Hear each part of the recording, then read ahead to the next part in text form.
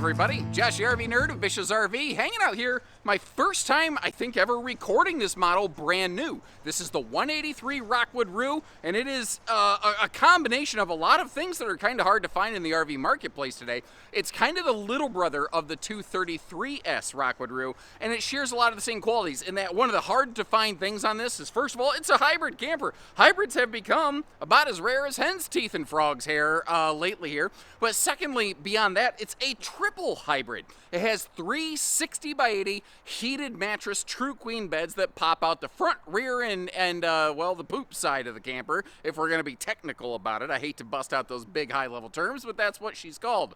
Maybe, probably, I don't know. But the difference here, this one versus the 233, it's a little shorter, a little lighter, a little less money, and it has no slide out, which offers a little bit more ease and simplicity, and it can actually help a little bit with certain road mode functions on this RV where the 233 can struggle a little bit. But overall, they share a lot of the same qualities. They have the double big XL vent fans with the roof vent cover built right onto it. You've got a base 200-watt solar package with 1,800-watt inverter, which is better than I've ever seen any other hybrid camper ever. The underbelly is enclosed. It does have forced air, or pardon me, not forced air heating. It actually does not have that. It has holding tank heaters on these. Also has their torsion suspension system, Goodyear tires, and tire pressure monitoring. So if you're looking for something that is small, light, easy to tow, easy to handle going down the road, but needs to sleep as many people as possible, like if you've got a good tow package Ford Expedition and you've got a big family, this is a perfect pairing for something like that, absolutely. But like any RV, it's got its high points, it's got its low points, and I want to show you a little bit of the good with the bad, and if you appreciate that, click that little like button, subscribe to our videos if you haven't. Let's see what this one might have to offer you and your family. Now, as we go through this today, you are probably going to hear a little bit more background noise than normal, and that's kind of one of the things with hybrids. And I hope you appreciate how I will try to share, like I said, the good with the bad. Since these are not a fully hard-sided RV, there's basically nothing more than a fancy 5-layer composite fabric between you and everything outside. So if you are a light sleeper, or if you got some hooting and hollering neighbors, these may not be the right fit for you. You know, I think hybrids are a very nice opportunity for someone who has had a pop-up and is looking for a little more simplicity and a little less setup time and just a little more convenience. But like, I think if you've had a fully hard-sided camper, I don't know that you're going to necessarily love a hybrid RV. And again, I hope you respect the fact that I'm just kind of throwing that out there. Now, I'm not an authority. I'm not saying that's guaranteed what's going to happen. I don't know you, you know? You might be the person who's like, no, I hate I want this thing. I still want to enjoy and experience some of the outdoors. I want to hear the crickets. Cool, have fun. This is a great way to do that without a lot of harsh setup time. Now, you may have noticed that bigger, I call them the Fajita Friday fume fighting fans, normally because you find those in the bathroom, but they put the bigger XL airflow fans standard in these. There's no need to upgrade, and Rockstaff does that. Rockwood and Flagstaff are the same thing, by the way. Rockstaff does that by default in the bathroom. In the Roo Rockwoods and the Shamrock Flagstaffs, they also do a second one here in the living room standard just to really help maximize that airflow. Now, speaking of that, of course, you see windows, and you're like, okay, I get it, a window could open for airflow, the screen door for the entry door, but the panels on these bed ends, all three sections can zipper down to give you just amazing views, visibility, and airflow, and they do have bug screens, thankfully, so the bugs don't bug you. I'll work that out of my own time. My brain just melted for a second there, but you get the idea. Up top, you've got, I lovingly refer to these as the baby hammocks. It's just basically because when you have a hybrid camper, you're losing the opportunity for like cabinet space and storage, so they do something here. So when you get to your destination, you can use this. I don't know. What would you put up here? I've never really asked that question. If you were camping, what would you put up here? Would that be like sweaters and something like that? I could actually see that being a pretty cool little cat hammock. That actually would be a very neat way to use this, although this RV doesn't have really great spots for litter boxes or anything. All three of your bed ends, by the way, will come from the factory with the little bunk light fans, the blow and glow wombo combos. Again, I know that's a very high-level technical term. I'm sorry to bust that out on you, but there you go. And they used to do this, I think, on all of their benches. Maybe I'm wrong. But the beds, they make them a bench, basically. If you flip this up out of the way, out of the way. Nailed it, first try. You can see how there's a little cushioned bench right there. I ain't telling you that's going to be super plush and comfy. I'm sure it's a bit of a butt buster after a few minutes, but if you're stuck inside on a rainy day and you need maximum space for everybody to try to stretch out and not annoy the crap out of one another, that's maybe a way that you could get it done. All of your cabinetry, by the way, is pocket screwed and lumbercore, which is a lumberjack's favorite variety of heavy metal music, lumbercore. The television is 12 volt. It's also a smart TV, and as you can see, it's on a double jointed swing arm pivot mount. Funny thing is, it doesn't really directly face any one seat or bed in the RV. But the cool thing is it can kind of face any seat or bed in the RV, which is sort of neat. We're going to see later that free floating table can move around, and while we're looking down here, you can also see, other than the fact that the floor needs swept, that's just from my dirty shoes walking through, apologies, the RV is carpetless and ventless flooring, which is kind of a nice handy feature. We're going to get all the storage cabinetry opened up in a few minutes here. Let me actually, I'm just going to keep spinning around where I'm at like a record, baby. Up top, you've got a 15,000 BTU air conditioner, so they are putting a bigger air on this, and they're also doing a dual ducted centralized system that is both vented and louvered, which is fancy dance talk for the fact that every one of those vents can turn and close individually, similar to a lot of the dashboards of like a lot of vehicles, you know what I mean? Your heat vents, in case you're curious, they do kind of come out of the side of the cabinetry. You can actually see two if you're looking in the frame right now, but what I love is how they tried to color match that on the cabinetry. I see a lot of manufacturers will just keep using black, probably because it's simpler and easier. I really think it was cool how they did that. That's also a larger oven. And they maintained a full big farm sink here, which is very bossy. And I will say, that's probably the biggest efficiency this RV has in terms of facilities. The kitchen prep space basically doesn't exist, so you got to kind of keep that in mind. Opening stuff up, giving you a look around over here inside all the cabinet space.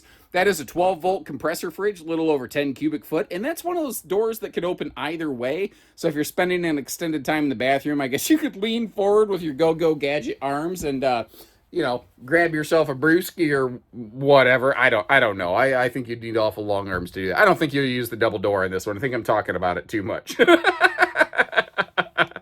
But as we get back here, kind of the bunk area, you'll notice a little bit of storage under all of them. And every ounce counts when it comes to storage. And I really give them credit for not an ounce of space going to waste on this one. Those are a couple classic RV nerdisms, if you've been paying attention. Those date back to when we were still up to number 37. Whereas today, I believe we are at nerdism number 37. Moving on. All of these beds that you're looking at, they're all a 60 by 80 true queen. But before you go and get a sleep number, Posturepedic, whatever, keep in mind, you have to fold those beds closed. So unless you're going to rack, pack, and stack traditional mattresses vertically in this camper, you're probably going to want to just get a foam topper. But that may not be a terrible idea because these factory supplied mattresses are also heated. They have integrated heating elements into them, which is fantastic because even though you do have that laminated bed deck below you acting as a little bit of a thermal break, it's still going to be colder or hotter in here versus in the body of the camper. So the heated elements there for spring and fall camping, very, very nice. And I really like the details here, how they give us the mesh breathable privacy curtain so that it is private, but air can still exchange and you're not just going to sit there hotboxing yourself and sweltering in that thing. Now, most of the outlets in this RV are wired to an inverter, meaning if you're operating only on battery power, most of the outlets in this camper can actually operate. By default, most travel trailers and fifth wheels don't have that feature. Around the corner here, though, I haven't looked at this. I'm wondering if they did anything in this area. So they gave us a little cargo pocket down below, perfect for socks and undies, I guess. And other than another one of the blow and go wombo combos, not a whole lot there. But as we back up, I do want to point out this is your charge controller back here, helping you keep an eye on kind of the whole battery versus solar replenishment, diminishment kind of situation here. Down below, the bathroom is not large. It's adequate. I think it's, when you're in a hybrid camper like this, I think you're realizing you're making a couple simple accommodations to kind of make all this happen. But I like that they still include that porcelain bowl on the foot floor stool right there. And you may notice over here, they actually still give us some decent linen cabinet space in the bathroom, as well as in the shower. You've got that handy little shower miser water saver kind of thing right there that helps keep your fresh tank good till the last drop, like Maxwell House if you are boondock dry camping. If you're park camping, you don't need it. The other little details here, like just giving you the little caddy to keep your shampoos and things, that is very handy. And they are actually pretty good about giving you decent headroom in that shower. The elbow room's not amazing with a radius shower, but again, small campers, small facilities, they did the best they could. The sink in that counter there, it is nice that it's large. You can actually get in there and, you know, wash adult-sized hands and everything in that. But you got to also kind of remember, wow, somebody's honking a horn out there, and it caused my train of thought to really go off the rails. I don't even know what I was talking about. Sink. There's not a lot of counter space in the bathroom. Boy, whew, made it. Now, road mode on this one is very interesting. First of all, at a glance, like, it does some really cool things, because with no slides, being able to walk through the RV to get to the kitchen, to get to the bathroom, well, that's easy breezy, beautiful cover girl. Couldn't decide if I wanted to say easy breezy, easy peasy, and what came out of my mouth was... But anyway, I don't edit my videos much. Here's the thing, though. You got the triple beds. The front and rear beds, I personally maintain, still qualify as travel accessible, because they don't make the RV wider. They open front and back. It's that side bed that you lose. Although, since your dining is not in a slide, in a pinch, you could use that as a smaller sleeper, maybe for a big dog or a little kid, kind of like I've... Now, also, you notice how I've got this folded down for transit? This is the transit mode for that table. It just helps keep it from getting bounced and jounced around and doesn't jiggle bang into the side of your RV or something like that. So, I don't know. That's kind of my quick take on it. What is your 2 cents on the road mode travel function of this RV? But what's really awesome about this one, because the beds aren't on the floor plan, because your actual living and walking space is just pure living and walking space. The whole RV is actually quite small compared to the amount of space and sleeping that you get. Going down the road, it's just barely over 21 feet, and I think just around or just under 4,400 pounds. But when you open it up, it's probably, I don't have a hard measurement, probably closer to 26 feet tip to tail, and the sleeping capacity that you have in this is roughly equivalent to what you might find in, say, like a lot of 32-foot, much heavier bunkhouse kind of campers. Now, I'm zeroing in on the propane tanks here, because that's actually one of the only differences that exist between a Rockwood Roo hybrid and a Rockwood Mini Lite non-hybrid. Mini Lite and Roo are basically the same thing. They only differ in the fact that this one has the hybrid beds and the sort of nuances that come to that. Because, you know, the Mini Lite is the same shell, the same equipment, the same everything otherwise. Now, I tell you, I think one of the reasons Rockwood's one of the only hybrid builders left out there is because they basically just make these far easier and more convenient than a lot of other brands. When I first started in this industry, and I'm back when everything was cornfields, all of this stuff was separate. You had to pull all the canvas tent end stuff down, Velcro in place. There were straps that went under the belly. You don't have any of that anymore. It's all C-channeled in place. There's no bars like a lot of pop-ups that you have to wrestle and fight with, you know. Everything is internally supported. Let's see if I can try to, there it is. So these cable supports right here, let's play a little game. Leave me a comment. Let me know what you think those things are rated to hold. And I think they might surprise someone who's not a regular viewer and already knows the answer to this, so no cheating. The other thing is, like, you notice where they're putting their handles to lock that hybrid bed. They're putting them down here where they're easy to reach. A lot of other manufacturers who used to build hybrids and quit put them all the way up here where even as tall as I am, I could barely reach them. And then you see how they're adding that extra little thing. When the hybrid door closes, that will act as like an extra weather shield just to do one more layer of protection to keep water and winter and everything else from getting in there. And it's all those extra little things that Rockstaff has learned how to do over the years that the other guys just mostly never did, and that's probably why they're not building these anymore. Now, the dinette's a little tricky because under one of the dinette benches is actually your water heater. Very classic way of doing that, by the way. It is gas and electric, by the way. This is the front, basically under the dinette bench right here. And you can see how it actually also slips all the way under that front, under the bed bench, what does exist. And you can also see how it's all aluminum framed. Anything that Rockstaff builds in-house that is load-bearing is going to be a welded aluminum cage. So the structure of the RV is a 6-sided welded aluminum cage. Your walls are basically composite. They're aluminum, they're block foam in the middle, but they're not using Luan. They are using composite paneling, which is kind of nice. The idea there is lighter weight, less worries, more sound dampening, which is kind of cool, and they really have a crazy blackout heavy tint on those windows. We kind of saw it when we were doing our road mode footage, but let me give you a look at this thing right here with the beds closed, just so you can see like what all the graphics and everything look like on here. What I do again like about these is how easy it is to put the bed ends up and down. It's very simple, very easy that way. Now, you might notice how we are parked right next to one of the overhead light poles here at our location in my Coldwater, Michigan hometown store. So, unfortunately, I'm going to have to do a pole dance to get around the... nope, that's not what I... Nope, no pole dancing from Uncle Josh. Not until I tie one on and I become an Uncle Gary. But that's an entirely different story for an entirely different day, as Winnie the Pooh would say. By the way, some people are not seemingly aware of this because it is rather well hidden. Under the propane tanks inside of the tongue, that's actually where your battery disconnect is located on these. Now, down here, you do have a very simple, like, portable solar plug right there. So if you get a portable panel, you can plug that into one of these things.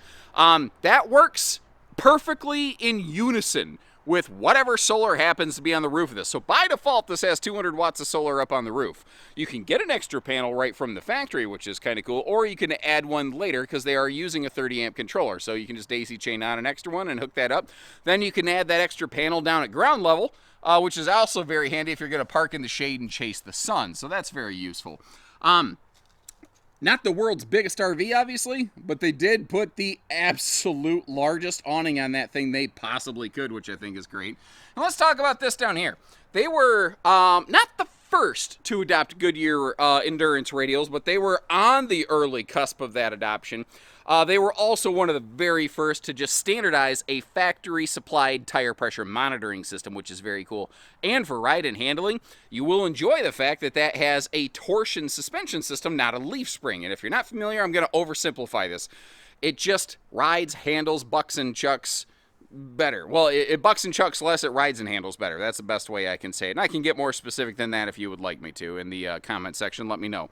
Little griddle, little flip table is included with it, naturally to feed that griddle. Down below you see that yellow thing hanging down. That's your propane cooker hooker. If I did get down a little bit lower and check that out, you would see that it also has an enclosed belly. What you wouldn't see are the holding tank heaters that are standard on these. But if we look up top over the roof line just a bit, you can see just a little bit there where the roof vent covers over the living room and the bathroom do have the factory installed kind of vent fan covers on them, which is cool.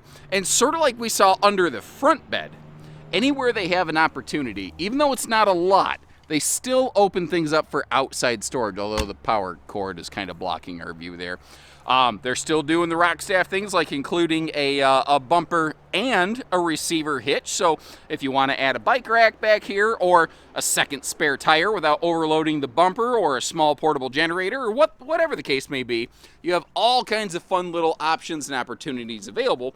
And over here, just above your single sewer outlet, you do have a hot-cold outside utility shower. When we were looking under the dinette, you may have noticed where there was a, ran into the trailer behind me. We're in close quarters today here, folks. I'm going to do something I do not like to do.